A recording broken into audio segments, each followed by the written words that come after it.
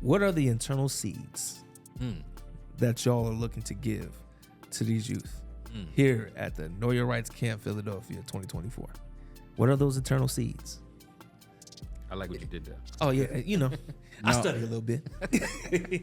If you believe you can achieve, and I want to really like instill that into the minds of somebody, if it's just one person. Just the idea that we can sort of, hopefully they can see us and say, I could do better than that. Right. And that'd be the whole point. Yeah, for sure. You can do better than this, and we want you to. And that's why we're here to be that example.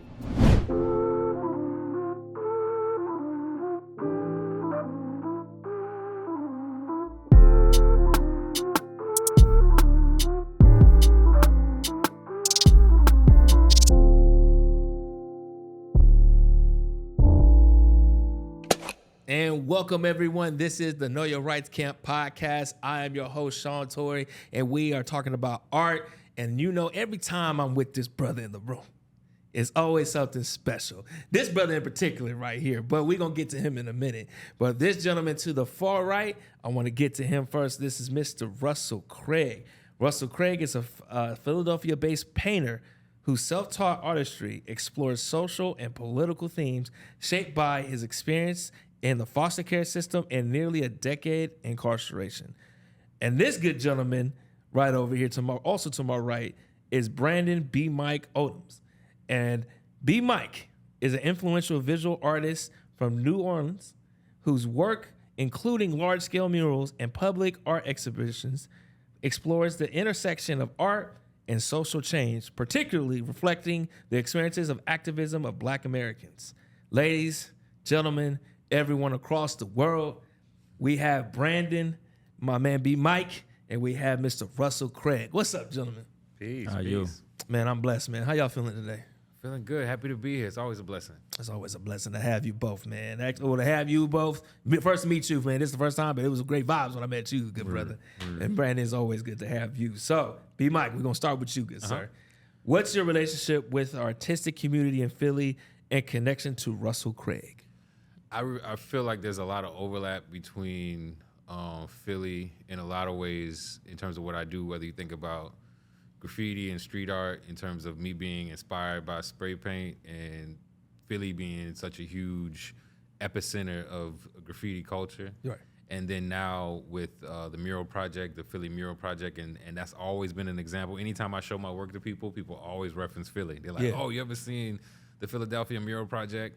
And so there's always been that sort of thing. And then I met Russell. Man, when did we meet? We're always in the same spaces by the grace of God, really, in terms of like our work activating some of the same people in terms of seeing what's possible through the lens of the work that we do. And so I find myself always in the same room, sometimes like not even expecting him. We be in some rooms and I'm like, you know, we might be the only two Black people in there, but we see each other. And we know what's up because we know the story and the journey of what it took for us to be in those spaces and what our responsibility is in those spaces. So I'm just grateful to be in community with this brother.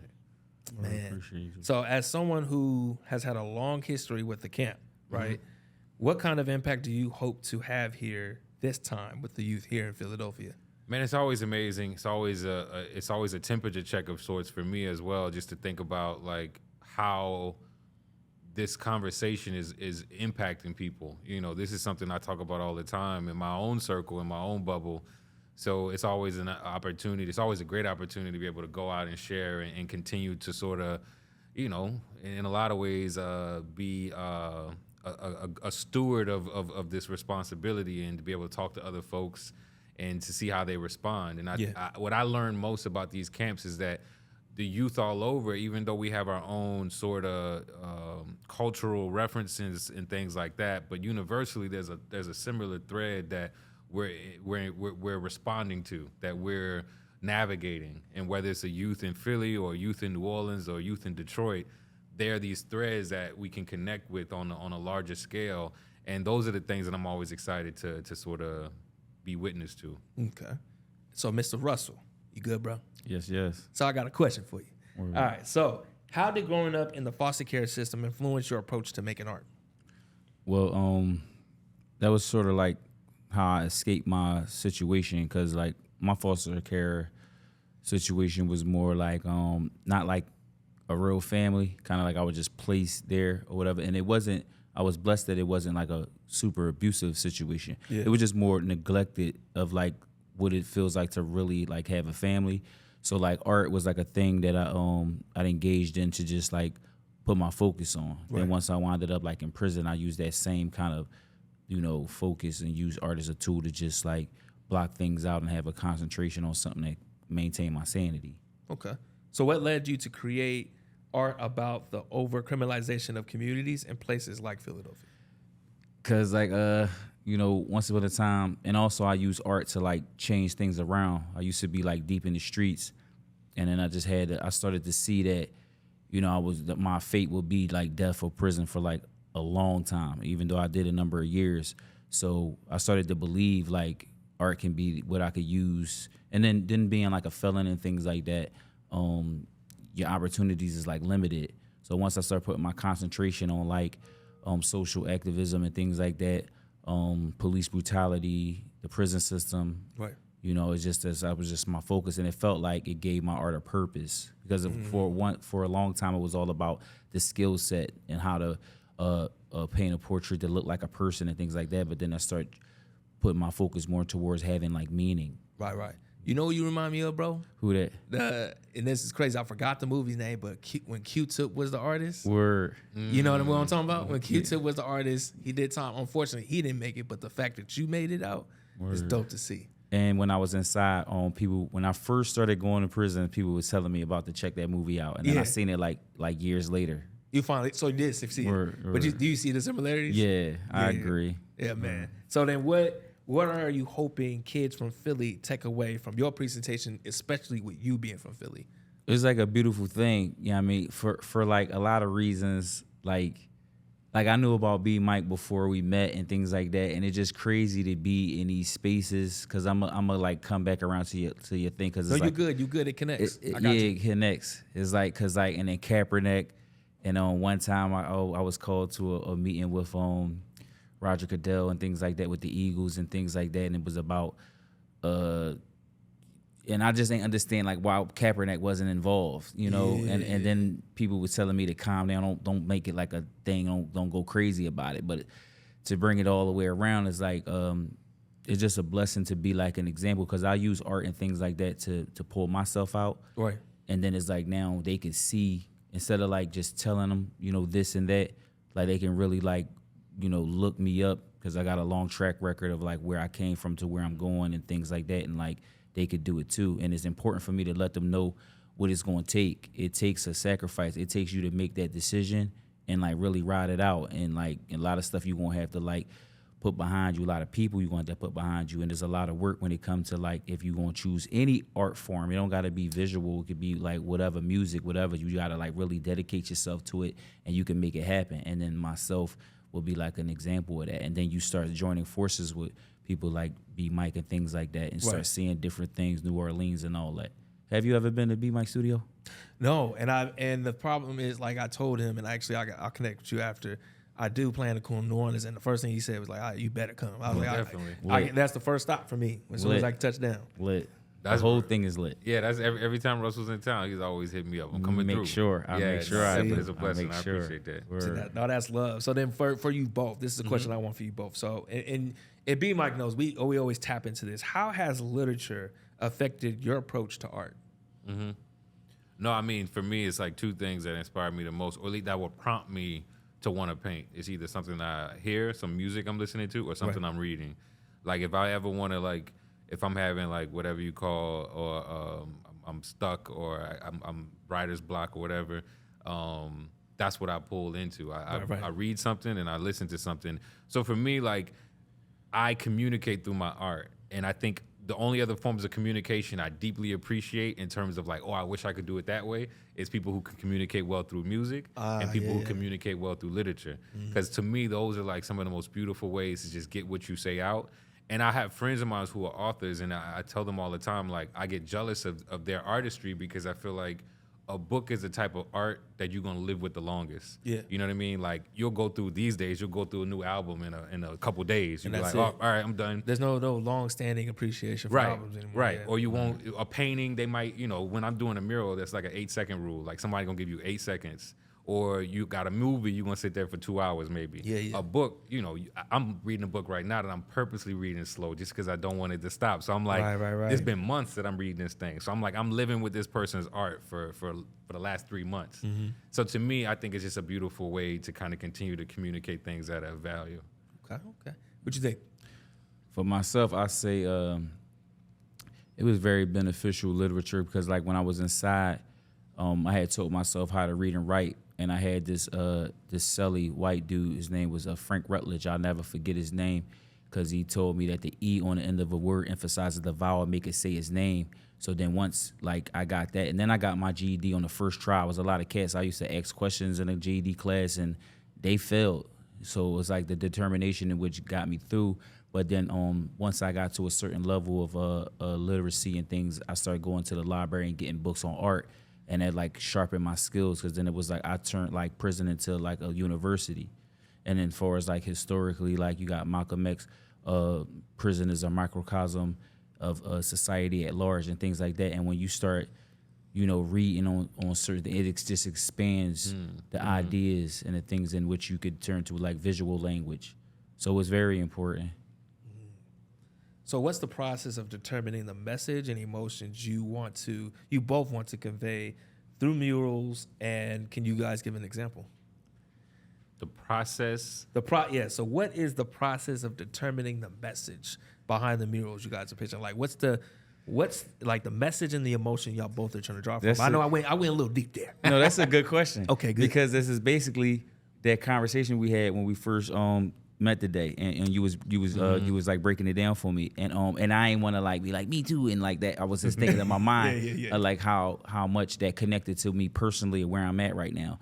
So it's like a lot of the times when I work, it could be a little dark because I deal with like the issues of police brutality and like how white supremacy and things like that, and like the oppression that's continuous with us when a lot of people be acting like, or I guess just the function they try to believe that things ain't as bad as they are. Right. So in my art, it was coming off dark because that's just like what I experienced, and it just was coming out an extension of myself. So I was trying to think about like how to lighten it up. And then one time I did a thing with HBO, and a woman from the exhibit that was observing the exhibit was like, well, how do you find the beauty in things? And then she was crying.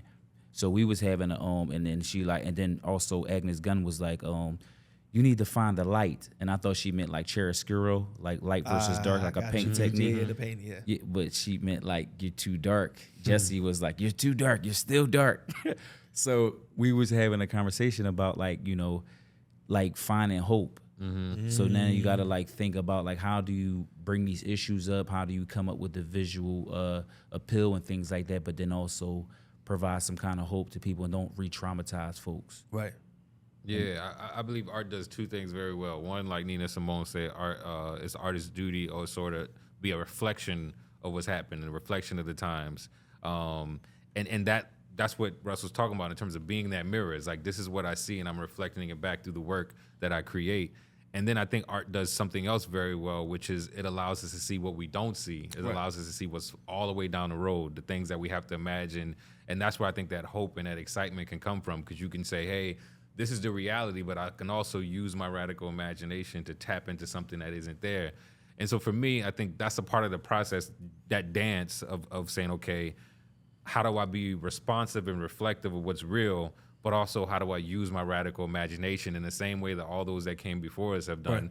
Because if you think about, just go extremely dark, think about the process of enslavement and an idea of the radical imagination that was required for someone to have children and to embed in them children love and say, you know what, despite what you see, I'm going to teach you how to love. That's a radical imagination. And so we're the product of radical imaginations. Like we're the product of that lesson. And so for us, it's the idea of using our art to sort of do both, to teach people, to remind people, to challenge people, but also to not be stuck there, to not be, my process is about who can I get in a room. It's almost like making a writer's room. It's like, if I got to create something, I'm at this point in my life, I'm way past the idea of being in an isolated space where I gotta be like mad scientist figuring it out, writing on the wall. Like, no, if I'm working on something, I'm trying to fill the room up with people I love. And I'm trying to say, okay, this gotta come from this conversation of love, even if it's a dark conversation, but it's because it's coming from love, we can make this even something that is beautiful. We can find the light like Russell's talking about. So for me, it's all about collaboration, which is why I love being at these camps. And I mean, in every city we go to, the camps do that. So as we close, I have one last question for you both. And you can decide whoever wants to answer first. What are the internal seeds that y'all are looking to give to these youth here at the Know Your Rights Camp Philadelphia 2024? What are those internal seeds? I like what you did there. Oh yeah, you know, I study a little bit. It's kind of simple for me, because that's just like everything that I do as an artist. If you know my story, you know where I come from, is basically like, if you believe you can achieve, and I want to really like instill that into the minds of somebody. If it's just one person, because like family members, everybody, they was like, artists, like you can't make it as an artist. You'll make no money as an artist. My paintings are a little pricey. And people told me it would never happen. You know what I'm saying? So you can't listen to that kind of stuff, because if you allow those voices in that environment to like shut you down, then you defeat it before you even try. Right. So I want to let them know that like you know my story. Foster care system, never seen my father a day in my life. My mother was extremely abusive. That you talk about dark, y'all wouldn't believe the things that winded me up in the foster care system and things. And to come through all that, to teach myself how to read and write, to teach myself art, and to be in major galleries and stuff like that, and then the list goes on of the accomplishments, I would like let them see that I did it. And then they probably got more support than I had, you know, so you got to really cherish that. Right. And then just go for whatever you want to do, you could do it.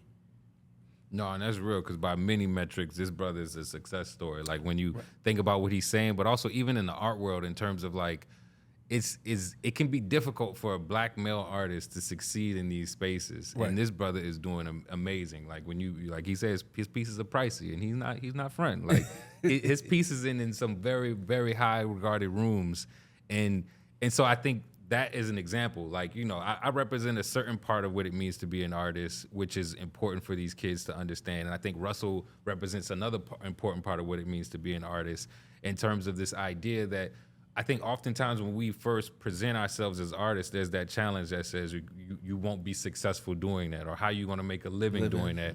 And that's different for a lot of people in terms of what that looks like. And so hopefully with these kids in the camp, they can see why it's important for you to understand your radical imagination that doesn't require any talent or any skill. It's just for you to be able to see far down the road. But then also, if you do think of yourself as an artist, if you say, oh, I can draw, I can paint, like having two examples of what that looks like at a high level, you know, I think that's what's going to be important for these kids to see, because I can say growing up, I didn't see it, you know, unfortunately. There were many examples, but they were sort of blocked from me. Right. And so just the idea that we can sort of, hopefully they can see us and say, I could do better than that. Right. And that'd be the whole point. Yeah, for sure, you can do better than this, and we want you to, and that's why we're here to be that example. So that's what we hope to drop. Man, BMike, Russell, thank you both so much for coming on to the Know Your Rights Camp podcast for 2024. I can't wait to see your workshop. Every time I see it, I see kids run up on stage. So I can't wait to see it. So thank you, gentlemen, for coming. Thank you all so much for tuning in with us. This is the Know Your Rights Camp podcast 2024. We're here in Philadelphia. Please make sure you go to all of our podcasting streaming platforms, and make sure to follow us on all of our major social media networks, Your Rights Camp. And if you want to go ahead and follow us on our YouTube channel, Know Your Rights Camp, and make sure if you want to hit that donation button on our website, knowyourrightscamp.org. Make sure you go do that. My name is Sean Tory. This is the Know Your Rights Camp podcast 2024 Philadelphia, and we're out. We'll see you next time. Word.